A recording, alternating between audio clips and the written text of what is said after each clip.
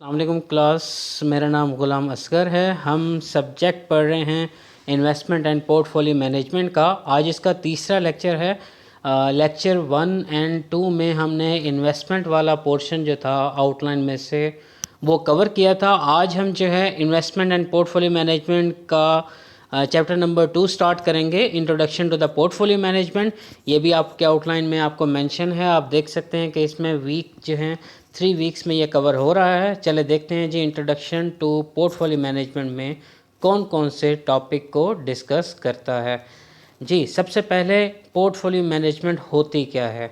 अब आपको last lecture में ये बात हम क्लियर कर चुके हैं कि इन्वेस्टमेंट का मतलब है कमिटमेंट ऑफ फंड्स, और कमिटमेंट ऑफ फंड्स हमेशा दो तरह के एसेट्स में की जा सकती है, एक रियल एसेट्स और दूसरे फाइनेंशियल एसेट्स।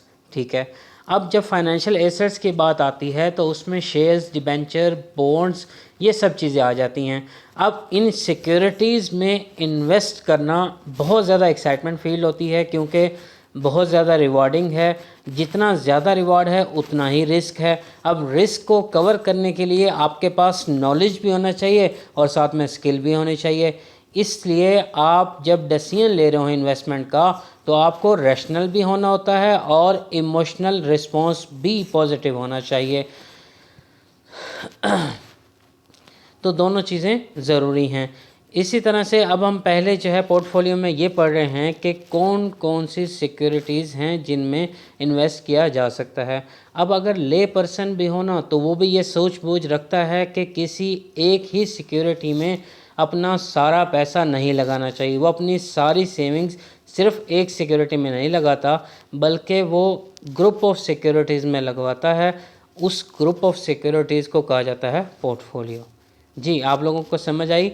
इस स्लाइड में मैंने ये डिस्कस किया कि investing in the securities is feel exciting, but to invest in the securities we need knowledge and skill set. उसके बाद हमने ये डिस्कस किया कि सारा का सारी सेविंग्स सिर्फ एक सिक्योरिटी में नहीं लगाई जाती, बल्कि ग्रुप ऑफ सिक्योरिटीज़ में लगाई जाती हैं। उस ग्रुप को पोर्टफोलियो बोला जाता है।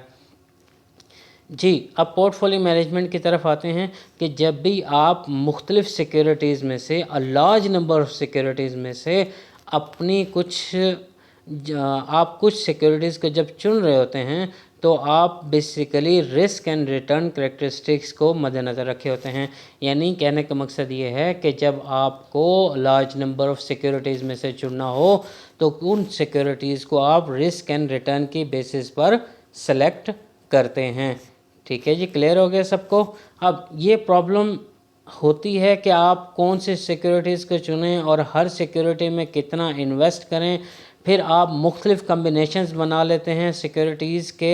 अब हर सिक्योरिटी का पोर्टफोलियो जो है रिस्क एंड रिटर्न रखता है। फिर आपके लिए सबसे ज़्यादा ऑप्टिमल पोर्टफोलियो कौन सा है जिसमें आपके फंड्स इन्वेस्ट किए जाएं। ठीक है जी, ये सारी चीज़ें कंसिडर रखनी पड़ती हैं। मैं दोबारा रिपीट कर देता हूँ, पोर्टफोलियो मैनेजमेंट के अंदर सबसे पहले आपको जो सिक्योरिटीज़ चुननी होती हैं वो रिस्क एंड रिटर्न के बेसिस पर चुननी होती हैं। और जब आप रिस्क एंड रिटर्न के बेसिस पर कुछ सिक्योरिटीज़ को सेलेक्ट कर लेते हैं तो आपके फंड्स की एलोकेशन के मुताबिक बहुत से पोर्टफोलियोज़ बन जाते हैं। फिर आपको उन पोर्टफोलियोज़ में से जो सबसे ज़्यादा ऑप्टिमल हो उसे चूज़ करना होता है। ये पोर्टफोलियो मैनेजमेंट कहलाती है। जी अगर मैं इन दोनों स्लाइड्स का मजमूआ बनाऊं तो मेरे पास ये 3 डेफिनेशंस आती हैं। सबसे पहली डेफिनेशन है पोर्टफोलियो की। पोर्टफोलियो की डेफिनेशन क्या होगी भला? Group of securities considered for investment. ठीक है, आपको याद होगा कि हैरी मार्कोविट्ज़ ने दी थी पोर्टफोलियो थ्योरी। उसका कहना ये था कि एक ही बास्केट में सारे अंडे ना रखे जाएं, वरना अगर बास्केट गिरी तो सबके सब टूट जाएंगे। इसका मतलब ये था कि अगर आपने एक ही सिक्योरिटी में एक ही कंपनी के शेयर्स में इन्वेस्ट कर दिया, सारे के सारे फंड्स इन्वेस्ट कर दिए, तो अगर वो फंड डूबते हैं तो आपके सारी की सारी इन्वेस्टमेंट डूब जाएगी। तो उसने ये आइडिया दिया था कि हमें ऐसा करना चाहिए कि हमें मुख्तलिफ़ इंडस्ट्री से ताल्लुक़ रखने वाली सिक्योरिटीज़ को परचेज़ करना चाहिए, जिनका रिस्क लेवल भी डिफरेंट हो, जिनका रिटर्न लेवल भी डिफरेंट हो। तो पोर्टफोलियो की डेफिनेशन क्या है भला? Group of securities considered for investment. अब आ जाते हैं जी सेकंड डेफिनेशन की तरफ। सेकंड डेफिनेशन है जी पोर्टफोलियो मैनेजमेंट की। पोर्टफोलियो मैनेजमेंट की डेफिनेशन किस चीज़ से, पोर्टफोलियो किस चीज़ से डील करते हैं? ये डील करती है जी एक एनालिसिस से। किस चीज़ का एनालिसिस? जिसमें आप इंडिविजुअल सिक्योरिटीज़ में से अपनी रिस्क एंड रिटर्न की कैरेक्टरिस्टिक्स की बिना पर एक ग्रुप बना लेते हैं सिक्योरिटीज़ का, ठीक है। उससे फिर पोर्टफोलियो मैनेजमेंट जो थर्ड कॉन्सेप्ट बताया गया है, इसमें ये बताया गया है कि जो आपने पोर्टफोलियो बनाया है, इन्वेस्टमेंट पोर्टफोलियो, फिर उस पोर्टफोलियो को ऑप्टिमल लेवल तक पहुंचाना पड़ता है। ऑप्टिमल लेवल तक पहुंचाने के लिए कुछ स्टेप्स हैं इसके, जिसमें आप पोर्टफोलियो मैनेजमेंट सेलेक्ट करते हैं, पोर्टफोलियो सेलेक्ट करते हैं। सबसे पहले आप सिक्योरिटी एनालिसिस करते हैं, फिर पोर्टफोलियो एनालिसिस करते हैं, फिर पोर्टफोलियो सेलेक्ट करते हैं, फिर पोर्टफोलियो रिवीजन करते हैं और फिर पोर्टफोलियो इवैल्यूएशन करते हैं। आज का जो हमारा लेक्चर है इन्हीं 5 स्टेप्स में जो दिए गए हैं इन्हीं में कवर हो जाएगा, ठीक है जी। हम फर्दर स्टार्ट करते हैं अब जी। फेजेस ऑफ पोर्टफोलियो मैनेजमेंट के अगर आप अपनी रिस्क एंड रिटर्न की करैक्टरिस्टिक्स के बिना पर पोर्टफोलियो बनाना चाहते हैं तो आपका प्रोसेस इन 5 स्टेप्स से गुजरेगा, ठीक है। जैसे कि लिखा हुआ है स्लाइड में, पढ़ें ज़रा। Portfolio management is a process of process encompassing many activities aimed at optimizing the investment of one's funds, ठीक है जी। वो 5 फेजेस कौन सी हैं भला? Security analysis, portfolio analysis, portfolio selection, portfolio revision and portfolio evaluation. हम अब इसको बारी बारी डिस्कस करेंगे। सबसे पहले आ जाता है सिक्योरिटी एनालिसिस। अगर सिक्योरिटी की बात करें तो ट्रेडिशनली जो सिक्योरिटीज़ होती थी वो मैक्सिमम आपके कॉमन शेयर्स और आपके प्रेफर शेयर्स होते थे, या फिर क्रेडिटरशिप सिक्योरिटीज़ होती थी लाइक डिबेंचर्स, बॉन्ड्स, इन्हीं में ही हम क्लासिफाई कर देते थे। लेकिन रिसेंटली कुछ नई किस्म की सिक्योरिटीज़ इशू की गई हैं like convertible debentures, deep discount bonds, zero coupon bonds, flex bonds, floating rate bonds, global depository receipts, euro currency bonds. ये जो है ना ज़ीरो कूपन बॉन्ड्स, ये बेसिकली कॉन्सेप्ट है इस्लामिक का, क्योंकि आपको पता है कि इस्लाम में जो है वो सूद हराम है। तो हालांकि पाकिस्तान वाले अभी तक ज़ीरो कूपन बॉन्ड इशू नहीं कर पाए, ये यूरोप में इशू किए गए थे ज़ीरो कूपन के। इस पे किसी भी किस्म का इंटरेस्ट नहीं मिलता। जो भी फ्लक्चुएशन आपको मिलेगी वो मार्केट में प्राइस बार्गेन के थ्रू मिलेगी, उसके अलावा नहीं मिलेगी। अब देखें इतनी सारी सिक्योरिटीज़ हैं और हमें इन सिक्योरिटीज़, इंडिविजुअल सिक्योरिटीज़ में से जो हमारे वर्थ फाइल हों, हमारी रिस्क एंड रिटर्न करेक्टरिस्टिक्स के अकॉर्डिंग हों, हमें उन सिक्योरिटीज़ को चुनना होता है और उन्हें चुनकर हम एक पोर्टफोलियो बनाते हैं। इन सारे चीज़ों को, पोर्टफोलियो बनाने के एनालिसिस को सिक्योरिटी एनालिसिस बोला जाता है जी। सिक्योरिटी एनालिसिस को कंटिन्यू करते हैं। सिक्योरिटी एनालिसिस इनिशियल फेज़ है, पोर्टफोलियो मैनेजमेंट प्रोसेस का सबसे पहला फेज़ है, पहला स्टेप है। पहले स्टेप पर हम क्या करते हैं? अपने रिस्क एंड रिटर्न करेक्टरिस्टिक्स को मैयर करते हैं कि हमें कितना रिस्क हम ले सकते हैं, कितना रिटर्न हमें चाहिए। उस रिस्क एंड रिटर्न के बेसिस पर इंडिविजुअल सिक्योरिटीज़ को स्टडी करते हैं। इंडिविजुअल सिक्योरिटीज़ को स्टडी करने के बाद हम उनमें से कुछ सिक्योरिटीज़ को चुन लेते हैं। उन्हें चुनने के लिए पहला तरीका ये है कि ऐसी सिक्योरिटीज़ जो हमें लग रहा हो कि मिस प्राइस्ड है। मिस प्राइस का क्या मतलब है? देखें, हम कंपनी का जायज़ा लेते हैं और जायज़ा लेने के बाद देखते हैं कि ये जो शेयर 100 रुपीज़ का सेल हो रहा है ना, इसे सेल होना चाहिए 150 का, ठीक है। तो हम क्या करते हैं, ऐसी सिक्योरिटी में इन्वेस्ट कर डालते हैं और इन्वेस्ट करने के बाद जब उस शेयर की प्राइस, उसकी ओरिजिनल प्राइस जो 150 होनी चाहिए थी, उस पे पहुंचते हैं तो हम अपना प्रॉफिट कमा लेते हैं। इसे कहते हैं मिस प्राइस्ड शेयर्स, ठीक है, जिनकी इवैल्यूएशन जो है वो सही ना की गई हो। इस एनालिसिस को क्या कहा जाता है? Security analysis. अब सिक्योरिटी एनालिसिस करने के लिए 2 अप्रोचेस यूज़ की जाती हैं। पहली अप्रोच है आपकी फाइनेंशियल एंड फंडामेंटल एनालिसिस और दूसरी अप्रोच है टेक्निकल एनालिसिस, ठीक है। इन दोनों एनालिसिस की बेसिस और प्रेमिसेस दोनों टेक्निक्स सब कुछ डिफरेंट है जी। वन बाय वन हम इसे स्टडी करते हैं। सबसे पहले सिक्योरिटी एनालिसिस में हम फंडामेंटल एनालिसिस को पढ़ते हैं। फंडामेंटल एनालिसिस में जो मैं अभी बात कर रहा था आपको, फंडामेंटल एनालिसिस का प्रीमिसेस यही है कि जो शेयर की प्राइस है वो मिस प्राइस की गई है, उसकी इवैल्यूएशन करेक्टली नहीं की गई, या वो अंडर वैल्यूड है या फिर वो ओवर वैल्यूड है। आपको कैसे पता चल जाएगा कि जी अंडर वैल्यूड है, ओवर वैल्यूड है? तो आप क्या करते हैं कि कंपनी के कुछ एनालिसिस देखते हैं। कौन कौन सा एनालिसिस? आप कंपनी की अर्निंग पर शेयर देखते हैं, कंपनी का डिविडेंड पे आउट रेशो देखते हैं, कंपनी का कंपटीशन देखते हैं, मार्केट शेयर देखते हैं, क्वालिटी ऑफ मैनेजमेंट देखते हैं। मुख्तलिफ चीज़ें देखने के बाद आप उनका करते हैं एनालिसिस। वो तमाम फैक्टर का एनालिसिस जो कंपनी को इफ़ेक्ट कर रहे हों, उनको एनालिसिस करने के बाद आप उन फंडामेंटल फैक्टर्स को भी देखते हैं जो इंडस्ट्री को इफ़ेक्ट कर रहे हों। जब आपने दोनों फैक्टर्स के एनालिसिस देख लिए तब आप इस डिसीजन पर पहुंचते हैं कि क्या शेयर की प्राइस अंडर वैल्यूड है या फिर ओवर वैल्यूड।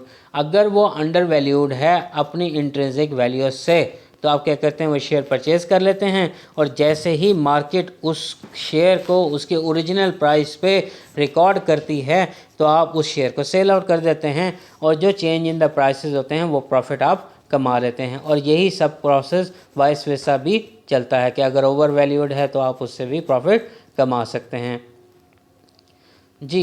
नेक्स्ट कंटिन्यू करते हैं। वो कहते हैं कि ये जो अपॉर्चुनिटी होती है ना मिस प्राइसिंग की, एक तो ये कि ये जो मिस प्राइसिंग की अपॉर्चुनिटी है ये बहुत ही शॉर्ट टर्म के लिए होती है, ठीक है। दूसरी बात ये कि अगर आपको लगे कि अंडर वैल्यूड है तो आप उसमें इन्वेस्ट करते हैं, और इन्वेस्ट करने के बाद जब वो अपनी इंट्रिंसिक वैल्यू पे आता है आप उसे सेल आउट करके मुनाफा कमा लेते हैं। दूसरा, अगर आपको लग रहा हो कि ये ओवर वैल्यूड है तो आप उसी वक्त शेयर को सेल आउट कर देते हैं जिस वक्त वो प्रॉफिटेबल सिचुएशन में खड़ा हो, प्रॉफिटेबल प्राइस पे खड़ा हो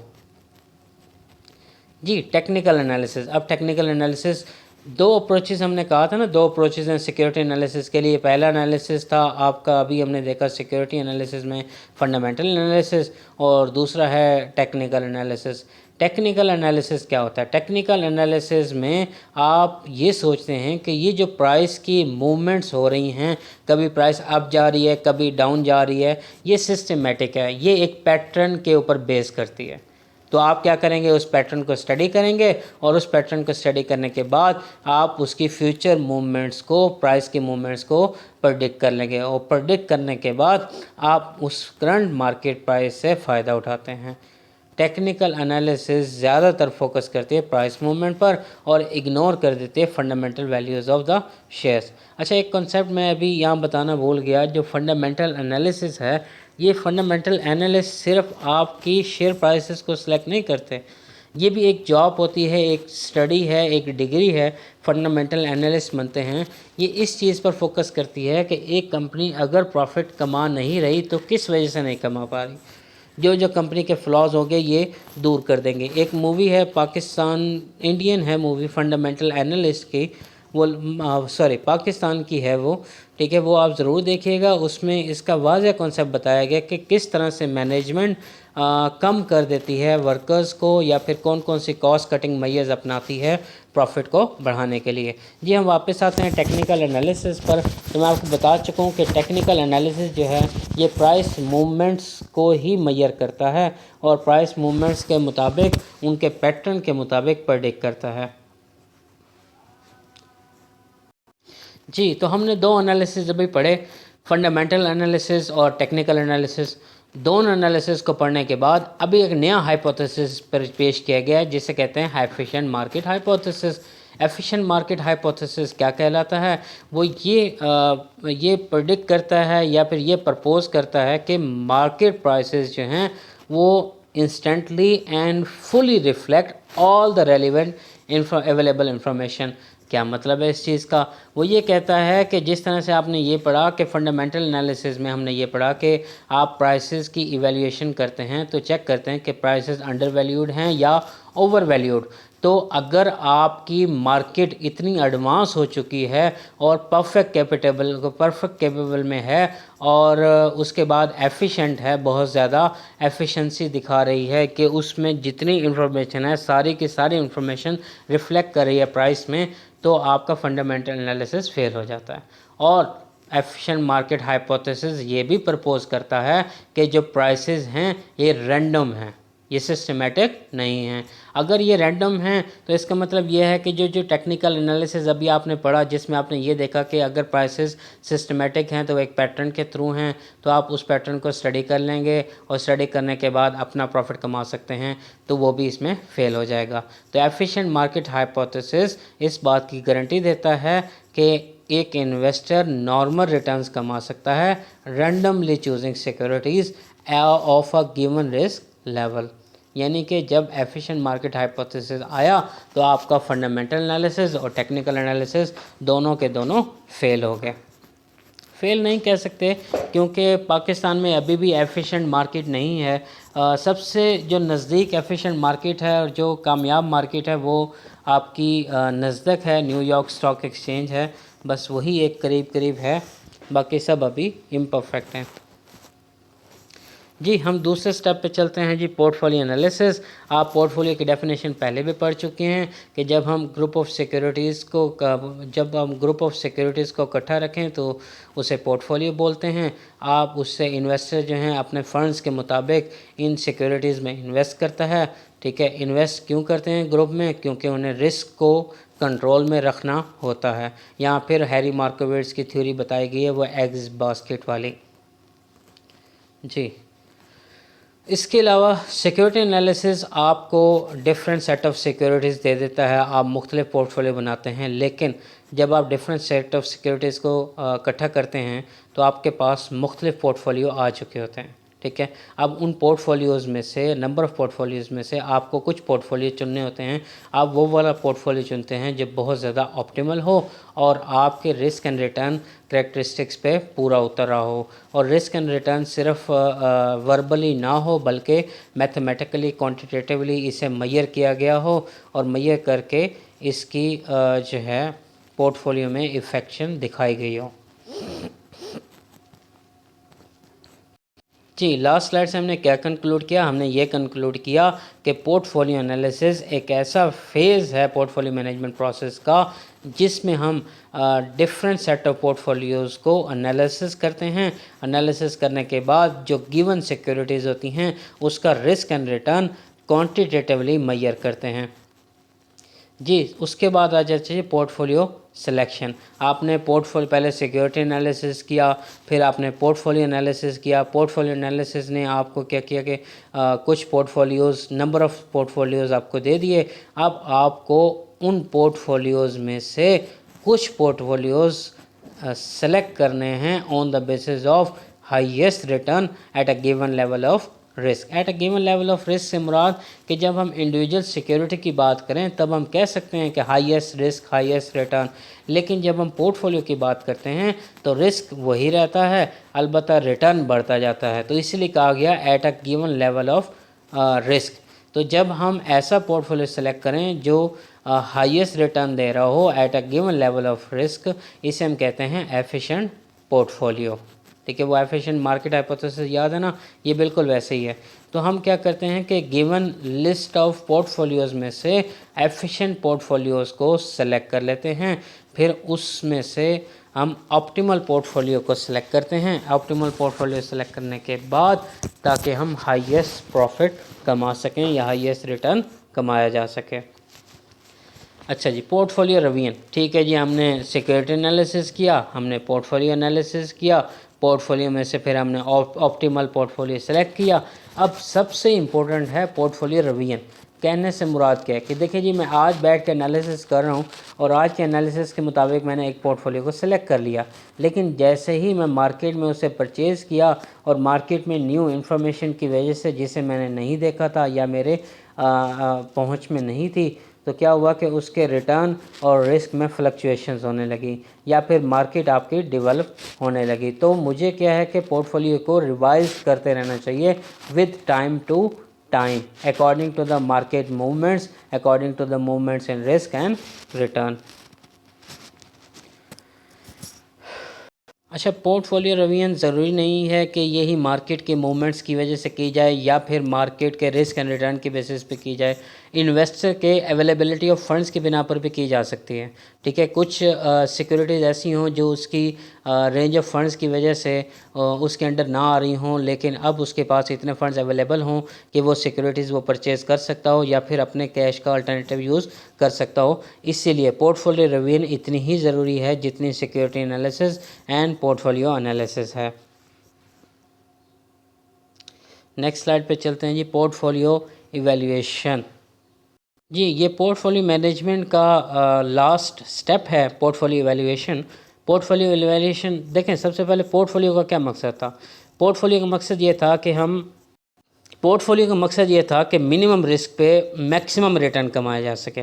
हमने सिक्योरिटी एनालिसिस किया, पोर्टफोलियो एनालिसिस किया, पोर्टफोलियो को मैनेज किया, एफिशिएंट पोर्टफोलियो चुन लिया, उसमें इन्वेस्ट कर दिया, लेकिन हमें उस पोर्टफोलियो की परफॉर्मेंस को असेस करना पड़ता है over the selected period of time in terms of return and risk, कि जैसे जैसे जितना हमने टाइम पीरियड फिक्स किया है कि इतने टाइम पीरियड में ये फ्लक्चुएशंस आने वाली हैं पोर्टफोलियो में, तो हमें उसकी परफॉर्मेंस को बार बार असेस करना पड़ेगा। और असेस सिर्फ उसे क्वालिटेटिव लेवल पर नहीं करना, बल्कि क्वांटिटेटिव लेवल पर एक्चुअली रिटर्न एंड रिस्क दोनों को मैयर करके, ठीक है, और फिर हम उसका एनालिसिस करके उसको कंपेयर करते रहते हैं अपने इन्वेस्टमेंट के साथ, अपने फंड्स के साथ, ठीक है, अपनी प्रायोरिटीज़ के साथ, ठीक है, जो भी उसके अंदर फिर पोर्टफोलियो वैल्यूएशन में जितने भी मैकेनिज़्म में नेगेटिव फ्लॉज होंगे हम उन्हें दूर कर देते हैं। और इनका फीडबैक बहुत ज़्यादा ज़रूरी होता है ताकि हम ऑप्टिमल पोर्टफोलियो की तरफ बढ़ते रहें और सबसे बेस्ट पोर्टफोलियो बना पाएँ नेक्स्ट टाइम के लिए। ये आपका लेक्चर था पोर्टफोलियो मैनेजमेंट पे। Thank you so much. इसे अच्छे से सुनिएगा, फिर हम इस पर डिस्कशन भी एक रखेंगे। अल्लाह हाफिज़।